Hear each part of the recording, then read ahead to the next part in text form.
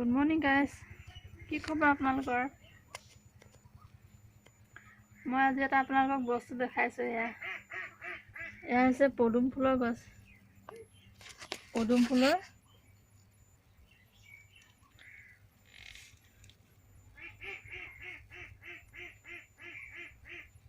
পথাৰৰ পৰা কোমল বোকা এনেকৈ তুলি আনি এইটোত দি ইয়াৰ ওপৰত অলপমান চাফা পানী দি পুলিটো দিছোঁ। ইয়াৰ আগত কি কৰিব লাগে মই আপোনালোকক তাকে দেখাইছোঁ।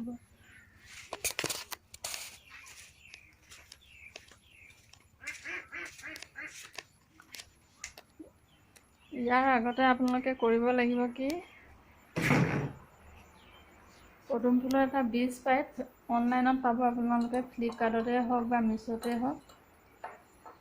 এইটো গুটিটো, এই গুটিটো আপোনালোকে চিৰিজ কাগজত পিছ চাইডটো ঘঁহি অলপ পাতল কৰি এনেদৰে দেখিছেনে পানীত ডুবাই ৰাখিব লাগিব আৰু এই পানীখিনি ডেইলি চেঞ্জ কৰি থাকিব লাগিব। 2-4 দিনৰ ভিতৰতে ইয়াৰ শিপা ওলাব আৰু শিপা ওলোৱাৰ পিছত আমি তেনেকৈ ট্ৰান্সফাৰ কৰি দিম বেলেগ এটা বোকা থকা পাত্ৰলৈ।